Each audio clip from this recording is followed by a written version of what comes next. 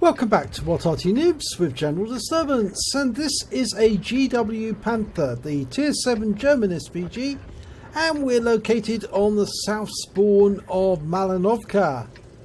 And the commander of this vehicle is floorslayer. Well, they've got 2 marks of excellence on their barrels, so I suspect he's a rather good player.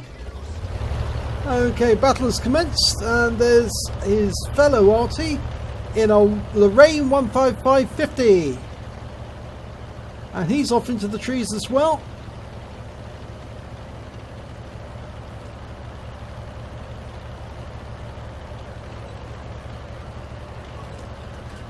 Okay, he's loaded, ready to go.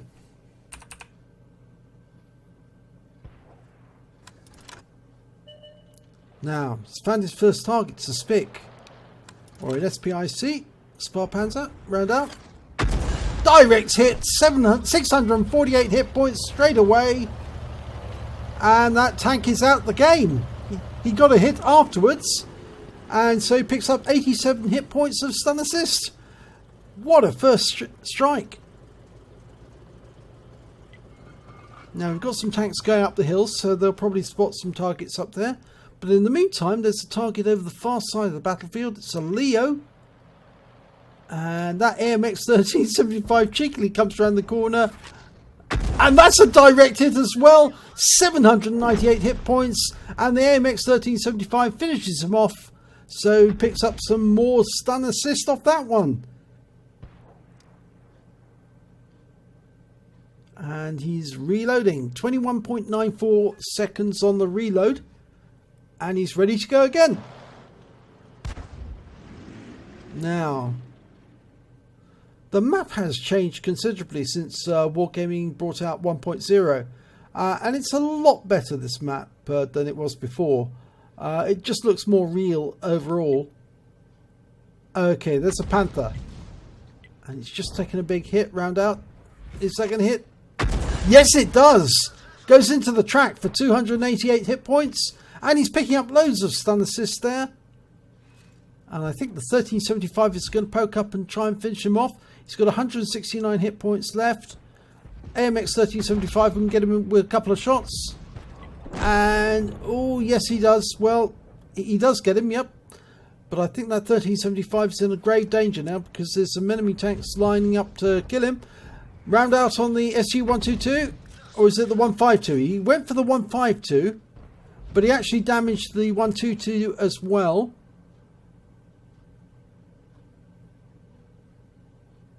Now it appears that 122 has been taken out of action. At least there is a wreck of a tank destroyer directly behind that rock.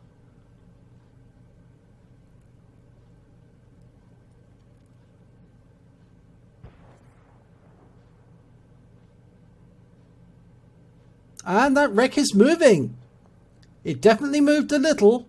So somebody is sitting directly behind that wreck, pushing it along, using it as cover, as additional armor. So if you fire a round in behind that wreck, I think you'll catch somebody who's pushing it. Yes, this is the SU-152. He was the one pushing the wreck. Round out. And it splashes him. 218 hit points. And he's picking up more stun assist. Masses of stun assist. Next round's coming out very shortly, and he's down to 33 hit points, so he's a splash kill now. And he's gone. Right, we're looking up at the hill now, and it's a whole bunch of tanks turned up. And it looks like we're going to go for the AMX M445 first, round out. Splashes him, 269. Well, the good shot there was actually, the good thing is that the Emil was stunned at the same time. And the Emil is now receiving fire as well from the Lorraine. And that T-43 is driving down the hill rapidly to try and get behind T-26E4. Round out on the M445 again, and an even better hit this time, 297. Unfortunately, T-26E4 did not take notice of the T-43, and he paid for it because it took him out. And that M445 is now moving down the hill. Oh, but he turned sideways and was taken out. Now, the Emil, what's he going to do? Round out?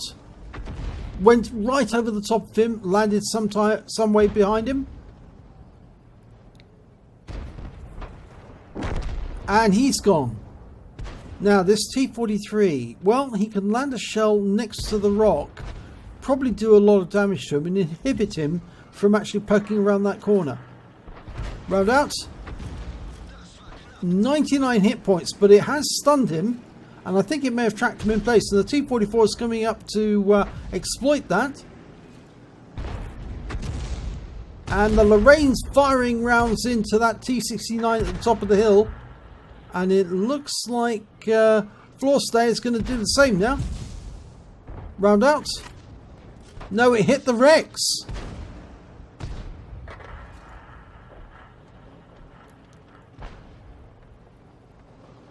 That T-69 could be a problem because he can see the T-44 and firing on him.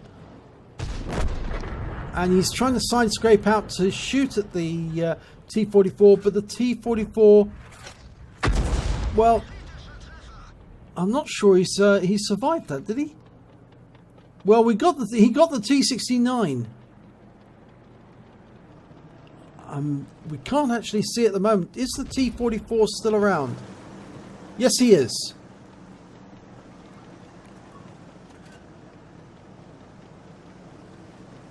The scores are still fairly even, but most of the southwest corner of the map is now under enemy control, or at least they have a Tiger P at the far end and an IKV-90.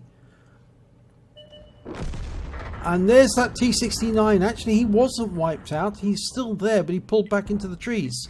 15 hit points. Now he's wiped out.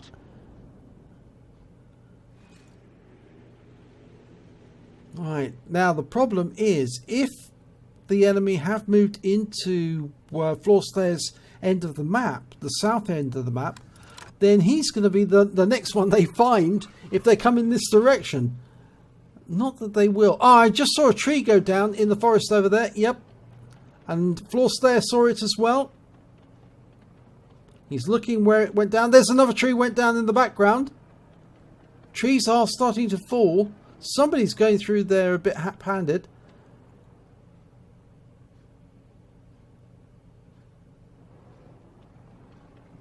So the last thing you should do, knock down a tree, because it actually gives away your position. If somebody's looking in battle assistant mode or even overhead mode, they'll see a tree go down. They'll know somebody's there. There's another tree goes down.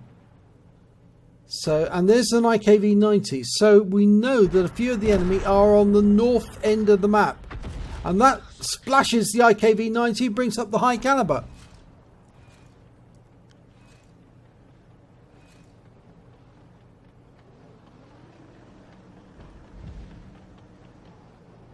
And another tree goes down. They really don't have good tree policy here. Should be very careful about knocking any trees down.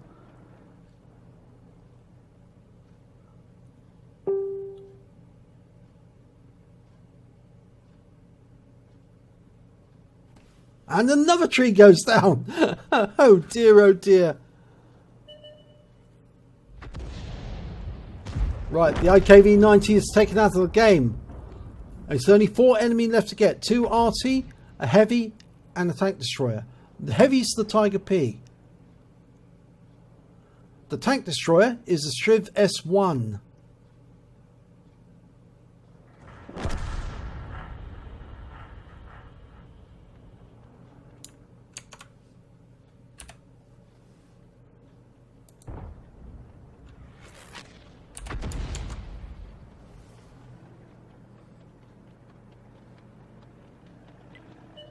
And there's the GW Panther. It was probably the Arty who were actually knocking the trees down, and the GW was trying to escape, but he's taken out by the Wizzy 111. Now, I suspect that the other Arty is close by.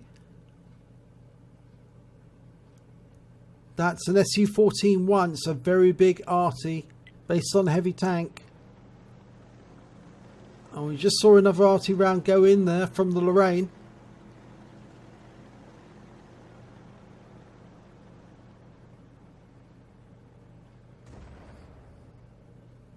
Oh, yep, the shell just came out there from those bushes.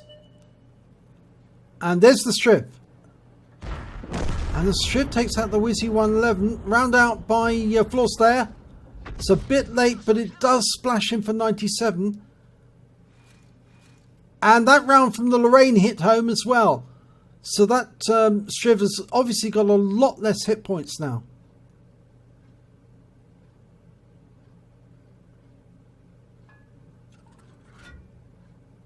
But somebody's going to have to go in and find the Striv. And there's the SU-14. He's out the game.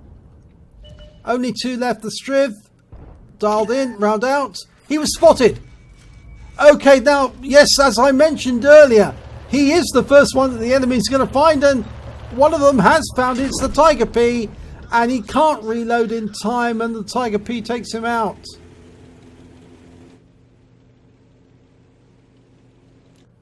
And the ISU-152 has taken out the Striv, which means the Tiger P is the last remaining enemy alive.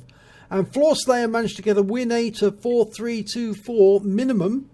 Of course, that doesn't take into account blind shots that he managed to get home. But the Lorraine's going to have to make it down the hill towards the cap as quickly as he can, because it appears the Tiger P is headed north.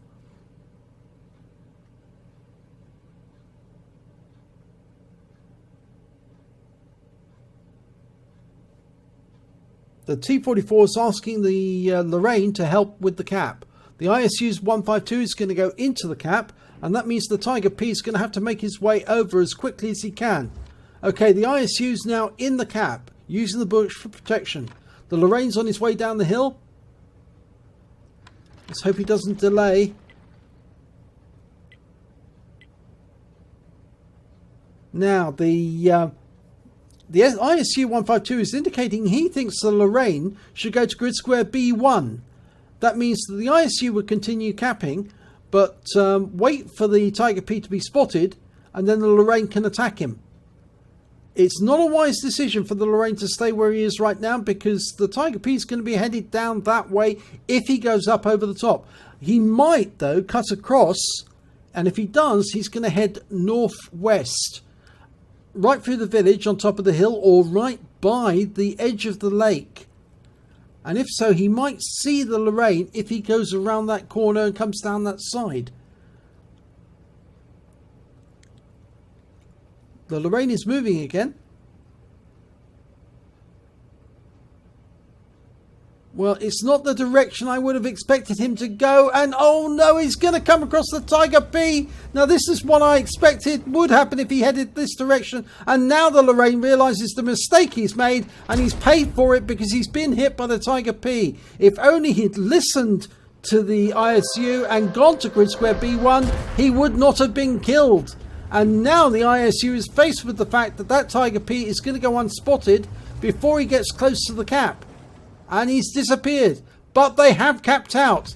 The Tiger P was delayed long enough for the cap to complete.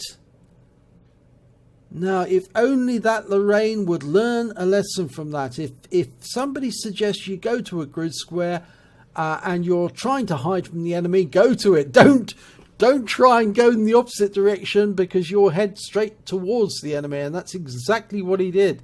Okay. It was an ace tanker for floorslayer in the GW Panther. He also picked up a bruiser medal for getting at least 5 critical hits. He got 19. A Gore's medal for getting at least 10 times the hit points of his vehicle in damage. And a Confederate medal for hitting more of the enemy than anyone else on his team. He managed to get 3,330 hit points of damage. He didn't get the high caliber. The Striv S1 on the enemy team managed to get the high caliber for 4,090 hit points. Floorslayer managed to get 1 kill, which put him well down the table. In fact, joint second when it came to kills, because a large number of the team actually managed to get 2 kills apiece. And when it came to base XP, he was highest with 1,447 altogether. He fired 17 rounds, got 6 direct hits, 6 penetration and 11 splash. Did damage of 3,330 hit points, all at more than 300 meters. He received 2 hits, and they were both penetrations, both from the Tiger P. He hit 10 of the enemy, 2/3 of the enemy team, but he only killed 1 of them. But he did do stun assistance damage of 3,265 hit points from 16 stuns. On a standard account, he earned 49,090 credits, and he got the personal missions payout of 10,000 credits. And if you take into account the repair and ammunition resupply, he still had 35,984 credits spare. He received 1,447 base XP, but it was ×2 for the first victory of the day, and he got a personal missions payout there again. So his grand total comes to 3,618 experience points altogether. So, pretty good round, except for the fact, obviously, it was predictable that if the enemy had actually occupied the south end of the map, that he was going to be headed up the hill to find the Arty.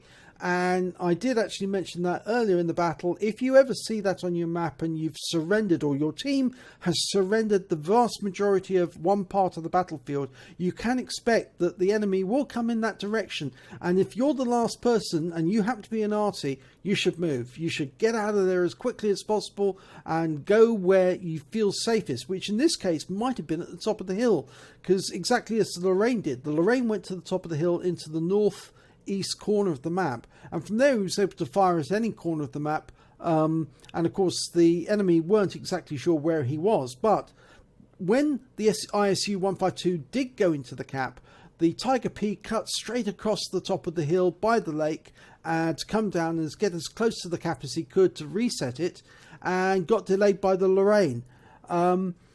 If the GW Panther had been up in the north east corner of the map, he still would have been able to attack the Tiger P as he was on his way to the cap, and that might have helped the battle end a lot quicker. But anyway, if you enjoyed the replay, please give it a like and do subscribe to our channel, and hopefully it'll be your replay that I'll be featuring in our next video.